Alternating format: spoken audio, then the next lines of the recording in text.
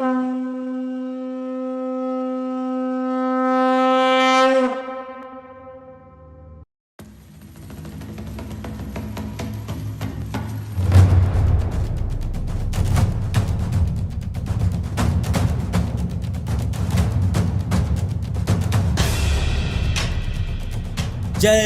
श्री राम।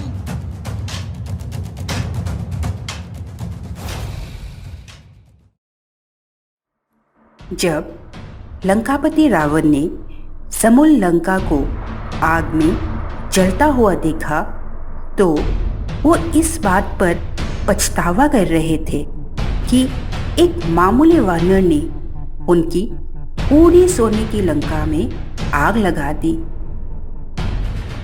अपने प्रिय पुत्र अक्ष कुमार के वध और लंका दहन ने रावण को ये सोचने पर विवश कर दिया कि आखिर ये सब क्यों और कैसे हुआ।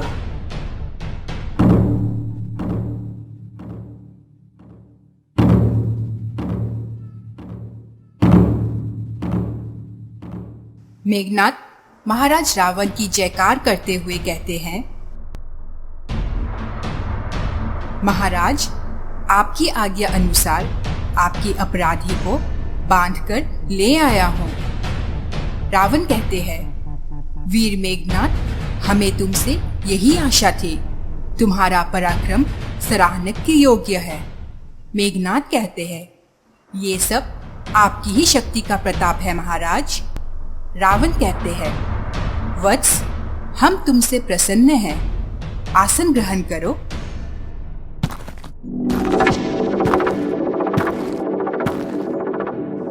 रावण वानर रूपी हनुमान को देखकर कहते हैं, इस वानर से डर रहे थे।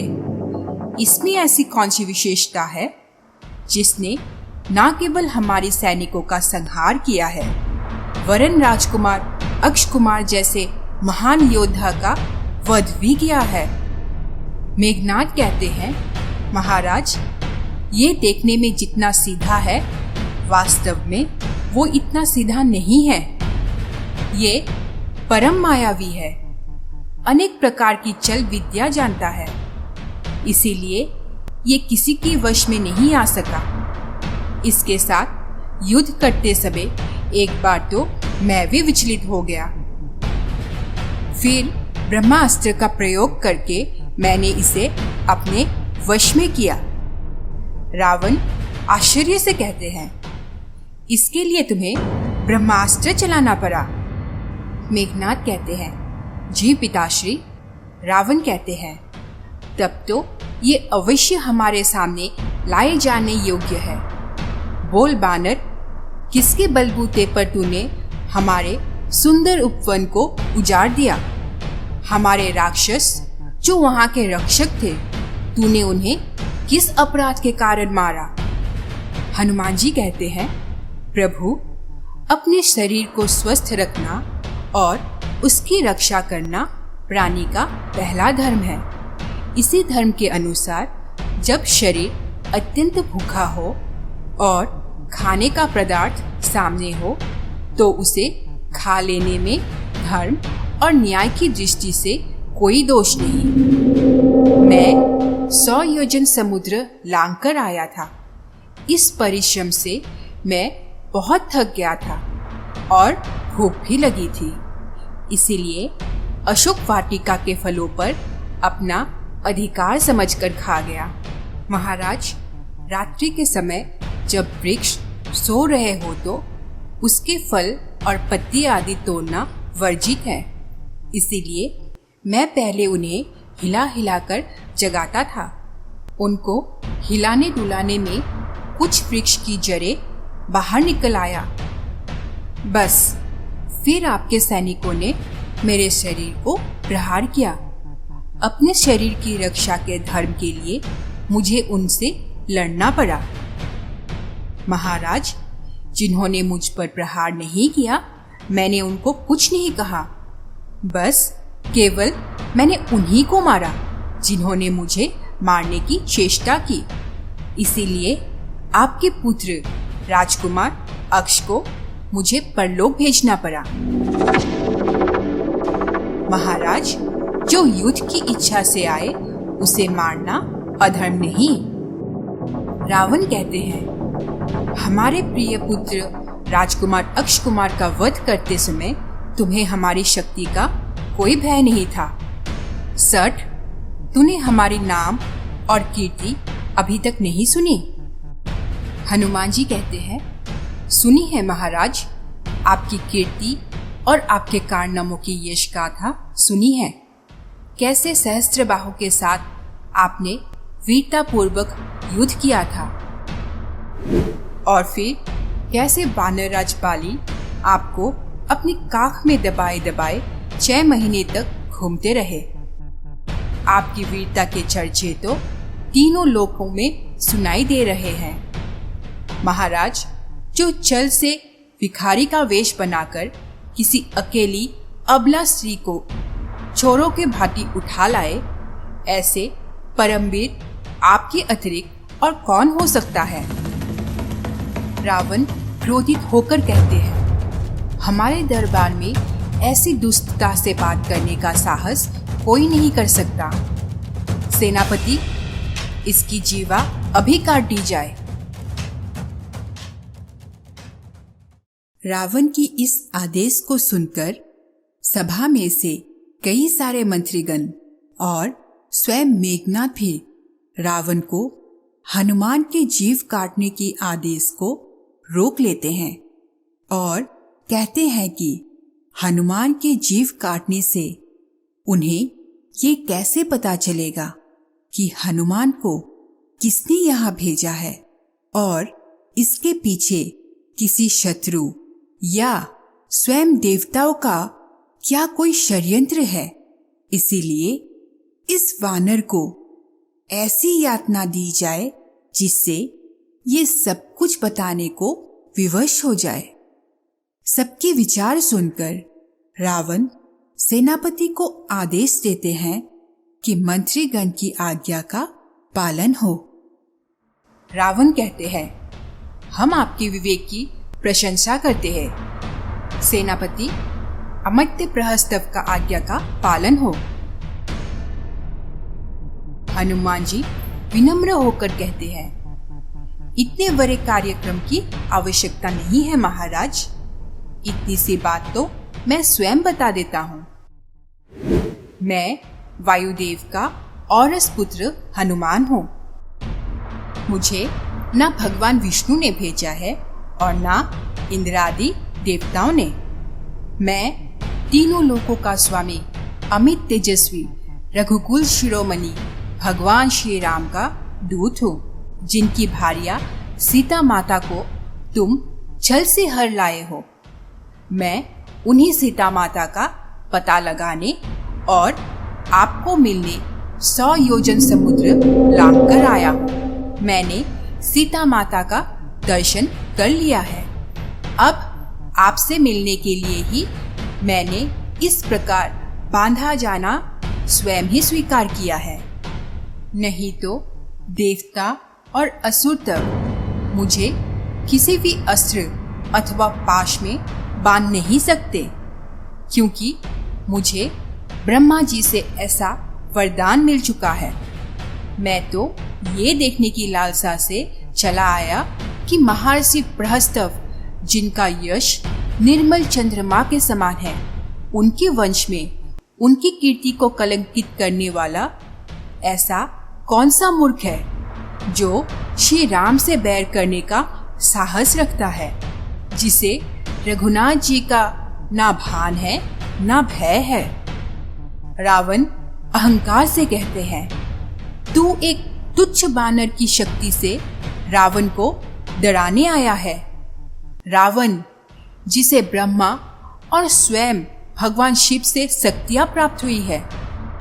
हनुमान जी कहते हैं, यदि मैं भगवान शिव होता तो इस समय आपको यही उपदेश देता कि वत्स, मेरी शक्तियों और मेरी अनुकंपा का दुरुपयोग ना करो।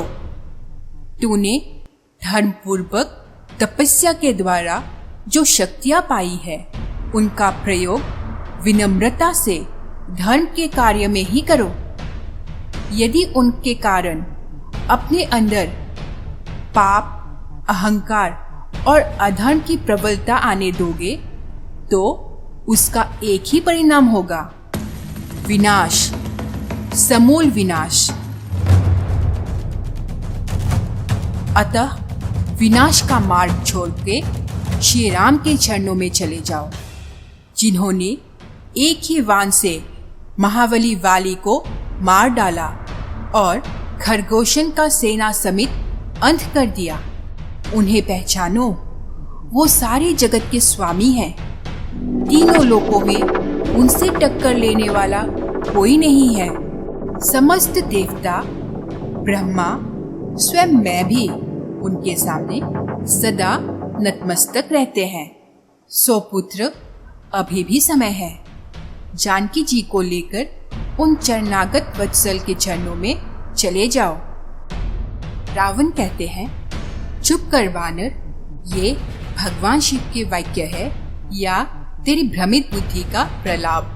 वाह, अब वानर जैसे अधम प्राणी भी रावण को गुरु की भांति शिक्षा देंगे।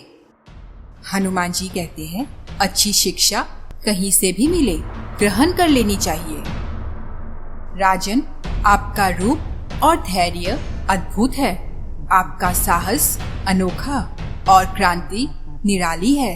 आप में एक महान राजा के सभी लक्षण विद्यमान हैं।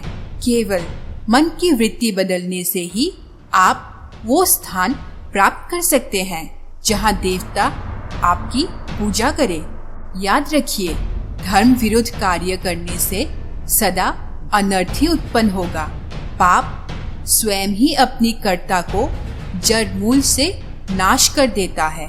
अतः आप जैसे बुद्धिमान को दूसरे की स्त्री को घर में कैद रखने जैसा निंदित कार्य शोभा नहीं देता। यही एक पाप आपकी समस्त शक्तियों और सोने के महलों समेत इस लंका का नाश कर देगा। इस हंसते गाते देश में एक चित्कार के सिवा कुछ नहीं बचेगा। मृत आत्मा को पानी पिलाने वाला भी कोई नहीं बचेगा। रावण क्रोधित होके कहते हैं, बस बहुत हो चुकी ये अनर्गल बातें। अपनी मृत आत्मा का पानी देने वाले की चिंता करो। हमारे लिए तुम्हें सोचने की कोई आवश्यकता नहीं। ब्रह्मा जी की आशीर्वाद से देव, दानव, यक्ष, गंधर्व, किन्नर, नाग, असुर, यहाँ तक कि कोई भी योनि का प्राणी हमें नहीं मार सकता। हनुमान जी कहते हैं, उस वरदान में नर और वानर से आपको निर्वय नहीं किया गया था। भगवान श्री राम इस समय नर रूप में है और सुग्रीव वानर है। राजन, मैं फिर हाथ जोड़ के कहता हूँ, श्री राम के साथ द्रोह करने वाले को स्वयं शंकर, विष्णु, ब्रह्मा भी नहीं बचा सकते। राम से विमुख होकर लाखों करोड़ों की संपत्ति भी ऐसे ही श्रीहीन है, जैसे एक नारी की शरीर सोने की आभूषण पहनकर भी वस्त्र के बिना मर्यादाहीन ही रहता है। महाराज रावण, मैं आपको अंतिम चेतावनी देता हूँ कि जिन्हें आप सीता समझ रहे हैं वो विष मिले भोजन के समान आपके मृत्यु की संदेश है। सीता का रूप धारण करके आपके पास काल की फांसी आ पहुंची है। महाराज रावण, ये अंतिम चेतावनी है, नहीं तो मरने के लिए तैयार रहो। मैं स्वयं भी तुम्हें मृत्यु दंड देने की शक्ति रखता हूँ, परंतु मुझे श्री राम की आज्ञा नहीं। वैसे भी ये गौरव श्री राम को ही मिलना चाहिए। रावण अत्यंत क्रोधित होकर कहते हैं, मृत्यु दंड देने की शक्ति किसमें है? इस वानर को ये बता दो, इसी समय इसका सिर काट दो।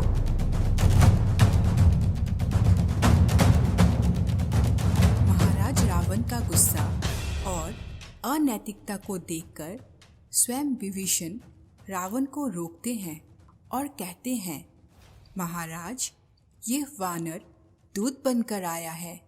इस वानर का वध करना धर्म के विरोध है और लोकाचारी दृष्टि से भी निंदित है।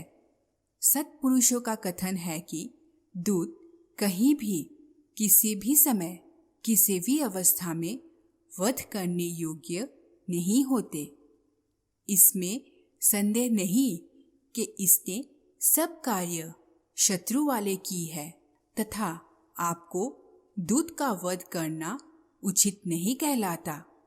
इस वानर को मारने में मुझे कोई लाभ दिखाई नहीं देता। जिन्होंने इसे यहाँ भेजा है उन्हीं को प्राण दंड देना चाहिए। तभी मंत्रीगण भी कहते हैं कि महाराज, दूत सदा स्वामी के अधीन होते हैं, इसीलिए वो अपने स्वामी की हित की ही बात करता है। इसीलिए वो शत्रु के भांति व्यवहार करे तो भी वध के योग्य नहीं होते। हमारे मत में इसे कोई और दंड देना चाहिए। रावण कहते हैं, हम आप सबके मत को स्वीकार करते हैं, परंतु इस दुष्ट वानर को कोई ना कोई दंड देना आवश्यक है। वानरों को अपनी पूंछ से बड़ी ममता होती है, वही उनका आभूषण है, अतः उसकी पूंछ जला दी जाए। जली पूंछ लेकर ये अपने स्वामी के पास जाए और वहाँ इसके मित्र और कुटुंबीजन इसकी ऐसी अवस्था में देखकर दुखी हो। राक्षसगण इसकी पूंछ में आग लगाकर इसको नगर की सड़कों और चौराहे पर घुमाए, जिससे राक्षसों के बच्चे जलती हुई पूंछ वाले बानर को देखकर प्रसन्न हो। ये हमारी आज्ञा है। रावण का आदेश मिलते ही सैनिकों ने हनुमान जी को नगर के चौराहे के बीच लेके आए और तेल में भिगोया हुआ कपड़ा हनुमान जी की पूंछ में लपेटने लगे। उधर राक्षसीगण माता सीता जी के सामने हनुमान जी की अवस्था के बारे में बातें करने लगे। जब सैनिकों ने हनुमान जी की पूंछ में तेल में भिगोया हुआ कपड़ा बांधने लगे, वैसे ही हनुमान जी ने अपना पूंछ लंबे से लंबा करते गए और पूंछ को लपेटने में इतना कपड़ा, घी, तेल लगा कि नगर में कपड़े, घी और तेल ही नहीं रह गए। अंत में हनुमान जी की पूंछ में आग लगा दी गई। जैसे ही हनुमान जी की पूंछ में आग लगा दिया, हनुमान जी ने बंधन से निकलकर पूरी लंका में केवल विभीषण के घर को छोड़कर सारे घरों में आग लगा दिया और पूरी लंका में हाहाकार मच गया। तभी राक्षसी गण भी अपने अपने घरों को बचाने के लिए भाग पड़े और माता सीता ने अग्निदेव को नमन करते हुए हनुमान की पूंछ में लगी हुई आग को शीतल होने के लिए प्रार्थना करने लगे। ऐसे ही देखते पूरी लंका आग के हवाले हो गए और रावण की आंखों के सामने ही पूरी लंका दहन होने लगे। रानी मंदोदरी कहती है, देखिए स्वामी, जिनका एक दूत अकेले ही आपकी सारी लंका नगरी को जलाकर राख कर सकता है, स्वयं उनकी शक्ति का विचार कीजिए। ये शकुन अच्छा नहीं है नाथ। मैं आपसे फिर कहती हूँ कि सीता सारी लंका का सर्वनाश करने आई है। उसे राम के पास वापस भेज दीजिए, अब भी समय है नाथ। रावण कहते हैं, मंदोदरी, वीर पुरुषों की पत्नियां उन्हें कायरता की शिक्षा नहीं देती। सिंह एक बार जो शिकार मार लेता है, फिर उसे किसी के डर से वापस नहीं करता।